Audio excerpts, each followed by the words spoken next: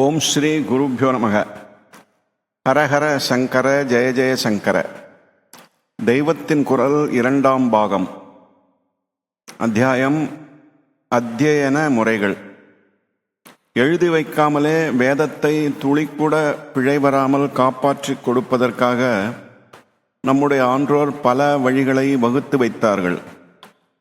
ஒரு அக்ஷரம் கூட மாறிவிடாமல், ஒரு ஸ்வரம் கூட ஏற்றல் இறக்கலில் வித்தியாசப்பட்டு விடாமல் மந்திர சக்தியானது பூர்ணமாக பலன் தருவதற்காக அத்தியனத்தில் பல விதிகளை ஏற்படுத்தி வைத்தார்கள்.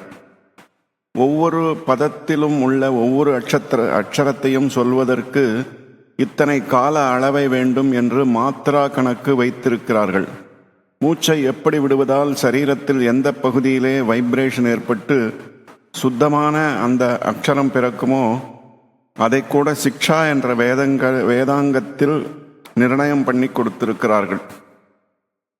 சங்கீத ஸ்வரத்துக்கும் வேத ஸ்வரத்துக்கும் உள்ள ஒற்றுமை வேற்றுமை, மிருகங்கள் பட்சிகள் முதலியவை எழுப்பும் ஒலிகளுக்கும் வேதஸ்வரங்களுக்கும் உள்ள ஒற்றுமை வேற்றுமை ஆகியவற்றை சொல்லி சரியாக வேதஸ்வரங்களை உச்சரிப்பதற்கு வழிகாட்டி இருக்கிறார்கள்.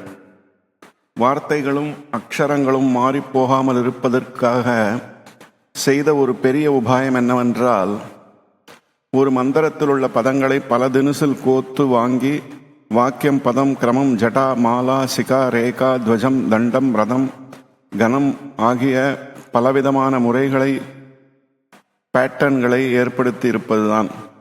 இப்போது கணபாடிகள் என்று சில பேரை சொல்கிறோம் அல்லவா? இவர்கள் கணம் என்கிற முறையில் வேதம் ஓதுவது வரைக்கும் பாடம் படித்தவர்கள் என்று அர்த்தம். பாடி என்றால் பாடம் படித்தவன். கணம் வரையில் பாடம் படித்தவன் கணபாடி. ஒரு கணபாடி கணம் சொல்லும்போது கேட்கிறோம். ஒரு சில பதங்களையே அவர் அப்போது பல தினுசாக மாற்றி மாற்றி மடக்கி மடக்கி சொல்கிறார் என்று தெரிகிறது. இது கேட்பதற்கே பரமானந்தமாக கருணாமிர்தமாக இருக்கிறது. வேத மந்திரங்களுக்கு பொதுவாகவே உள்ள காம்பீரியம் இதனால் மேலும் ஜாஸ்தி ஆனார் போல் இருக்கிறது. இப்படியேதான் கிரமம், ஜடை, சிகா, மாலா முதலான மற்ற முறைகளிலும் பதங்களை ஒவ்வொரு விதமாக சேர்த்து சேர்த்து திருப்பி திருப்பி சொல்கிற போது ரொம்பவும் காம்பீரமாக தெய்வீகமாக இருக்கிறது. ஆனால் இந்த ஓது முறைகளின் முக்கியமான உத்தேசம் வேத மந்திரங்களின் அக்ஷரம் கொஞ்சம் கூட மாறிவிடாமல் இருப்பதற்காக அவற்றை குறுக்கும் நெடுக்குமாய் பின்னி பின்னி தர வேண்டும் என்பதே. வாக்கிய பாடம் அல்லது சம்ஹிதா பாடம் என்பதுதான் மந்திரங்களை உள்ளபடி அப்படியே பாடம் பண்ணுவது. வாக்கிய ரூபமாக மந்திரங்கள் வரும்போது அதிலுள்ள பதங்கள் சந்தியில் ஒன்று கூடுவதுண்டு. இங்கிலீஷை விட தமிழில் இம்மாதிரி சந்தியில் வார்த்தைகள் ஒன்று சேர்வது ஜாஸ்தி. இங்கிலீஷில் வார்த்தைகள் தனித்தனியாகத்தான் இருக்கும். தமிழில் பழைய தேவாரம், திருவாசகம், திருக்குறள், திவ்ய பிரபந்தம் மாதிரியானவற்றில் நமக்கு தனித்தனியாக வார்த்தைகள் தெரியாத மாதிரி சந்தி சேர்ந்திருப்பதை பார்க்கிறோம். சமஸ்கிருதத்தில் தமிழை விடவும் தனித்தனி வார்த்தைகளின் ரூபம் தெரியாமல் சந்தி சேர்ந்திருக்கும். இப்படி ஒவ்வொரு வேத வாக்கியத்திலும் உள்ள பதங்களை தெளிவாக பிரித்து பிரித்து பாடம் பண்ணுவதற்கு தான் பத பாடம் என்று பெயர். சம்ஹிதா பாடத்துக்கு அடுத்தது பத பாடம். இதற்கு அடுத்தது கிரம பாடம். இதிலே ஒரு மந்திரத்தின் முதல் வார்த்தையை 2வது வார்த்தையுடன் சேர்த்தும், 2வது வார்த்தையை 3வது வார்த்தையுடன் சேர்த்தும், 3வதை 4வதுடன் சேர்த்தும் இப்படியே அந்த மந்திரம் முடிகிற வரைக்கும் சொல்லிக்கொண்டு போக வேண்டும். பழைய கால சாசனங்கள் சிலதில் உள்ள ஊர் பிரமுகர்களின் பெயர்களில் சில பெயருக்கு முடிவில் கிரமவித்தன் என்று போற்றிருக்கும். வேதவித் என்கிற மாதிரி கிரமவித் அல்லது கிரமவித்தன் என்றால் வேதத்தை கிரமம் என்ற அத்தியன முறையில் சொல்லத் தெரிந்தவன் என்று அர்த்தம். தமிழ்நாட்டில் இப்படி ஊருக்கு ஊர் பல பேர் இருந்திருப்பதைத்தான் சாசனங்களிலிருந்து தெரிந்து கொள்கிறோம். இதற்கப்புறம் ஜட்டா பாடம். இதிலே முதல் வார்த்தையை 2வது வார்த்தையுடன் சேர்த்து சொன்னவுடன் அதை மாற்றி 2வதை முதல் வார்த்தையுடன் சேர்க்க வேண்டும். மறுபடியும் முதலை 2வதுடன் சேர்க்க வேண்டும். அப்புறம் 2வது வார்த்தையை 3வதோடும், அதை மாற்றி 3வதை 2வதோடும், திரும்பவும் 2வதை 3வதோடும், இப்படியே பின்னால் வருகிற வார்த்தைகளையும் மாற்றி மாற்றி சேர்த்து கொண்டு போக வேண்டும். இப்படி சொல்ல வல்லவர்களே ஜட்டா வல்லவர் என்பது. இங்கே 2 வார்த்தைகளை கோர்த்து வாங்கின மாதிரியே 3 வார்த்தைகளை முன்னும் பின்னுமாக மாற்றுவது சிகா பாடம். இதைவிட சிரமமானது கனபாடம். இதிலே 4 தினுசு உண்டு. முன்னும் பின்னுமாக வார்த்தைகளை பலவிதங்களில் பெர்முடேஷன் காம்பினேஷன் என்று சேர்த்து சொல்லும் அத்தியன முறையே அது. அதையெல்லாம் விளக்கினால் கணக்கு கிளாஸ் மாதிரி மண்டையை உடைக்கும்.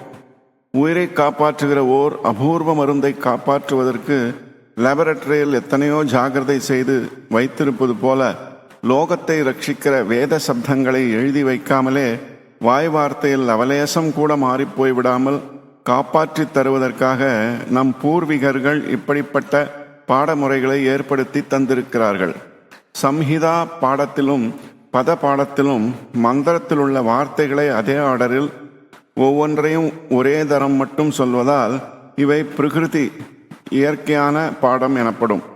மற்றவை விகிருதி செயற்கையான பாடம் எனப்படும். கிரமத்திலே வார்த்தைகள் 1, 2, 3 என்று அசல் பிரகிருதியாகவே போகாவிட்டாலும் 2க்கு அப்புறம் 3, 3க்கு அப்புறம் 2 என்று தலைகீழாக திரும்பாததால் அதை பூர்ணமான விகிருதி என்று சொல்ல முடியாது. முழு விகிருதியானவை கிரமம் தவிர 8 பாட வகைகள் ஆகும். அஷ்ட விகிருதி என்ற இந்த 8 விதமான பாடங்களின் பெயர்களையும் ஒரு ஸ்லோக ரூபமாக நினைவில் வைத்துக் கொள்கிற மாதிரி சொல்வதுண்டு. ஜட்டாமாலா சிகா ரேகா துவஜோ தண்டோ ரதோ கனக இத்தியஷ்ட விக்ருதய புரோக்தா கிரமக பூர்வா மகர்ஷிபிகி. ரொம்பவும் ஆதி காலத்தில் மகர்ஷிகளாலேயே இந்த பாடமுறைகள் ஏற்படுத்தப்பட்டு விட்டன. வேதம் வாய்மொழியாக மட்டுமே புஸ்தகத்தில் எழுதி வைக்காமல் வரும்போது அதன் ரூபம் கொஞ்சமும் மாறக்கூடாது என்றால் அதற்கு இத்தனை விதமான பாடமும் இருந்தாக வேண்டும் என்று வைத்தார்கள். பதத்தில் வார்த்தை வார்த்தையாகவும் கிரமத்தில் 2 வார்த்தையாகவும் ஜட்டையில் அதை முன்பின்னாகவும் இப்படியெல்லாம் பல தினசில் சொல்வது ஒன்றுக்கொன்று டேலி ஆவதால் ஒத்துப்போவதால் மூல ரூபம் மாறவே இல்லை என்று நிச்சயமாகிறதல்லவா. அதனால் இத்தனை விதமான பத சேர்க்கை முறைகளும் இருக்க வேண்டும் என்று வைத்தார்கள். இதில் ஒன்றை விட இன்னொன்று தினசில் அத்தியனம் பண்ணுவதற்கு பலனும் இத்தனை மடங்கு ஜாஸ்தி என்று கூட சொல்வதுண்டு. சம்ஹிதா பாட மாத்திரேன யத்பலம் புரோஸ்யதே புதைஹி பதேது த்விகுணம் வித்யாத் கிரமேது ச சதுர்குணம் வர்ணக்கிரமே சதகுணம் ஜடாயந்து சகசிரகம். சம்ஹிதா பாடத்தை விட 2 மடங்கு பலன் கொண்டது பதப்பாடம். 4 மடங்கு பலன் அளிப்பது கிரமபாடம். 100 மடங்கு பலன் வாய்த்தது வர்ணக்கிரமம் என்ற பாடமுறை. 1000 மடங்கு பலனளிப்பது ஜட்டா பாடம். அனாதியான வேதம் மாறவே கூடாது என்பதற்காக இத்தனை ஜாக்கிரதையாக நம் முன்னோர்கள் அதன் ரூபத்தை ரட்சித்து கொடுத்திருக்கும் போது வேத சப்தங்கள் எப்படி மாறின என்பதை பார்த்து வேதத்துக்கு கால நிர்ணயம் பண்ணுகிறோம் என்று நவீன கால ஆராய்ச்சியாளர்கள் கிளம்பி இருப்பது ஒருபோதும் யதார்த்தத்தை உள்ளபடி அறிய பிரயோஜனப்படாது. இத்துடன் அத்தியன முறைகள் என்ற இந்த அத்தியாயம் நிறைவு பெற்றது. ஓம் சாந்தி சாந்தி சாந்தி.